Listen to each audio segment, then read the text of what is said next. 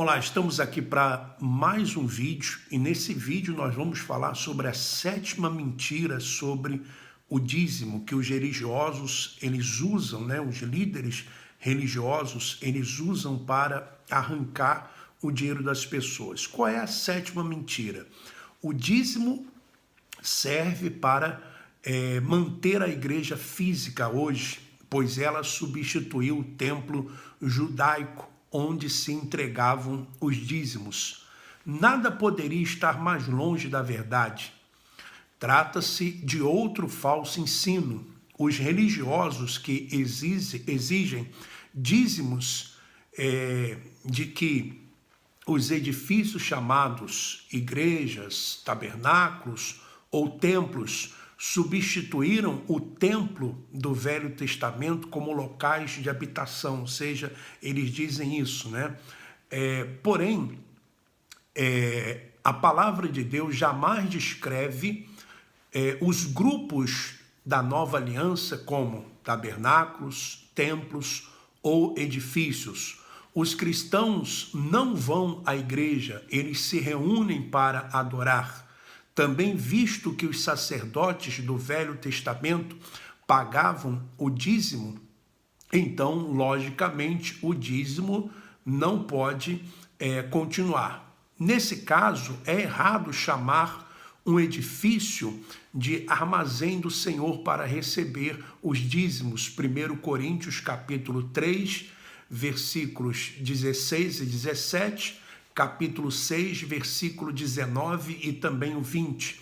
Efésios, capítulo 1, versículo 22 ao 23, capítulo 2, versículo 21, capítulo 4, do versículo 12 ao 16, e também Apocalipse, capítulo 3, versículo 12. Com respeito à palavra armazém, comparem 1 Coríntios 16, 2, com o 2 Coríntios, capítulo 12, versículo 14, e Atos dos Apóstolos, capítulo 20, versículo 17, e também os versículos 32 e 35. Durante vários séculos após o Calvário, os cristãos nem mesmo possuíam um edifício próprio que chamassem de armazém. Visto como o cristianismo era uma religião ilegal e sofria perseguições, por isso eles não tinham um templo, não tinham lugar. Após o sacrifício de Jesus, o véu do santuário se rasgou, e isso está escrito, E vamos ler. E o véu do santuário rasgou-se em duas partes, de alto a baixo. Marcos, capítulo 15, versículo 38. E hoje cada cristão é um santuário onde habita o Espírito Santo. Aí vem o versículo que diz: não sabeis que sois santuários de Deus e que o Espírito de Deus habita em vós? 1 Coríntios, capítulo 3, versículo 16. Não há sequer um templo ou santuário físico para que os cristãos levassem ou levem os dízimos, pois o Deus que fez o mundo e tudo que nele existe, sendo o Senhor do céu e da terra, não habita em santuários feitos por mãos humanas. Atos dos Apóstolos, capítulo 17, versículo 24. Jesus sequer fundou uma igreja física, pois a verdadeira igreja é espiritual. Primeiro, que autoridade nos dá a palavra de Deus para estabelecermos pessoas jurídicas como igrejas? Em meio ao testemunho cristão, quando as escrituras condenam a criação de divisões entre os crentes e pregação do evangelho sob hierarquia. Que autoridade, Só ler 1 Coríntios capítulo 1, versículo 10, também o capítulo 3, versículo 3, também versículos, capítulo 11, versículos 18 e 19, e Mateus, capítulo 20, do versículo 25 ao 27, respectivamente. Segundo, com que autoridade vinda de Deus os cristãos denominam suas assim chamadas igrejas como presbiteriana, batista, pentecostal, aliança cristã renovada, anglicana, universal, mundial, enfim. Quando não há na Bíblia instruções para nos reunirmos em qualquer outro nome, além do nome do Senhor Jesus Cristo. Mateus capítulo 18, versículo 20, 1 Coríntios, capítulo 5, versículo 4. Terceiro, será que existe qualquer base na Bíblia ou na palavra de Deus para chamar esses edifícios de igrejas?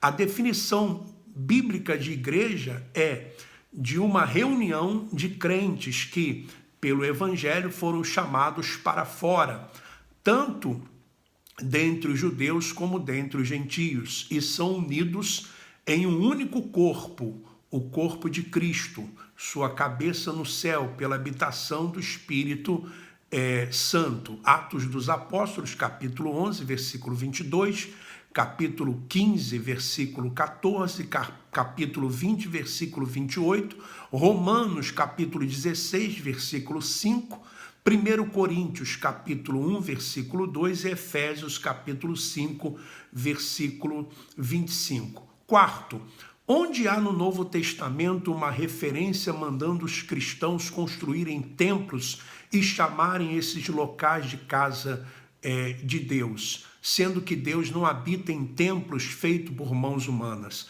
Atos dos Apóstolos, capítulo 7, versículo 48 e também capítulo 17, versículo 24.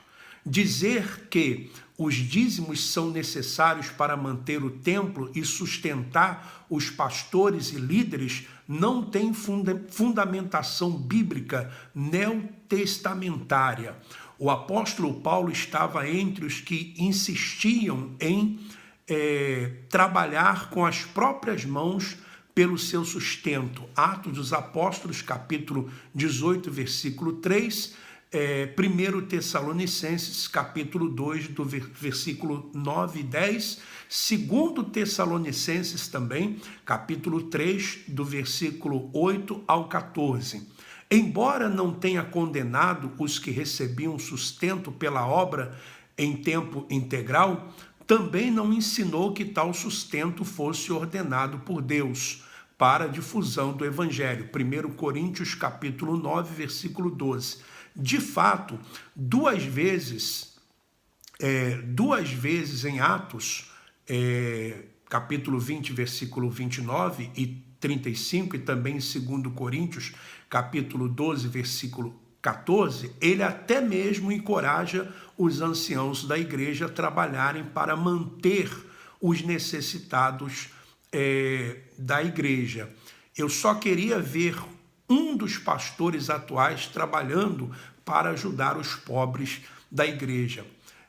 Para Paulo, isso mesmo, para Paulo, a expressão viver do evangelho significava viver segundo os princípios da fé, do amor e da graça. 1 Coríntios, capítulo 9, versículo 14. Porquanto verifica-se ter direito a alguma ajuda, ele conclui que a liberdade de pregar o seu evangelho era mais importante, a fim de cumprir a vocação de Deus. 1 Coríntios, capítulo 9, versículo 15, capítulo 11, versículo 7 ao 13, também capítulo 12, versículos 13 e 14, 1 Tessalonicenses, capítulo 2, versículos 5 e 6. Enquanto trabalhava como artesão de tendas, isso está em Atos, capítulo 18, versículo 3, Paulo aceitou uma certa ajuda, porém se gloriava de que o seu pagamento ou salário era o fato de poder pregar livremente, sem se tornar um fardo para os outros. 1 Coríntios, capítulo 9, do versículo 16 ao 19. Em nenhum lugar deste Atos 7, 58, onde Paulo é mencionado pela primeira vez, até as suas epístolas, não vemos o apóstolo Paulo orientando alguém a dizimar, nem recebendo dízimos dos cristãos. Portanto, uma prova clara que a igreja primitiva não tinha o dízimo como uma doutrina cristã e inquestionável, como se vê hoje nessas igrejas que dizem seguir fielmente as Escrituras. Paulo deixou claro que os que pregavam o evangelho tinham todo o direito de serem supridos com as ajudas e doações voluntárias dos cristãos, segundo Coríntios capítulo 9, versículo 11, e também o versículo 14, Filipenses capítulo 4, versículo 18, mas nunca disse que seria dos dízimos. Sequer há um mandamento, ou qualquer mandamento que seja do Senhor Jesus ou de seus apóstolos, dos cristãos, para eles entregarem seus dízimos nos templos, que hoje conhecemos como igreja, pois Jesus nunca fundou uma igreja física, nem ordenou que se fizessem construções para ali os seus seguidores se reunirem. Se o dízimo fosse tão necessário e importante como esses líderes gananciosos querem fazer parecer, teria o apóstolo Paulo esquecido de mencionar algo tão importante? Obviamente que não, pois é categórico ao dizer: jamais deixando de vos anunciar coisa alguma proveitosa e de vô-la ensinar publicamente e também de casa em casa. E, porque jamais deixei de vos anunciar todo o desígnio de Deus. Atos dos Apóstolos, capítulo 20, versículo 20 e também o versículo 27. Ou seja, tudo o que era necessário, ele, Paulo, ensinou. E o apóstolo Paulo nunca incentivou ou ensinou os cristãos a dizimarem e nem construir templos físicos. Portanto, comprovadamente, os dízimos não são obrigatórios na nova aliança. Você não tem que entregar dízimo a esses líderes religiosos, muito menos igrejas físicas, como nos dias de hoje. Tá bom? Um forte abraço e vamos em frente.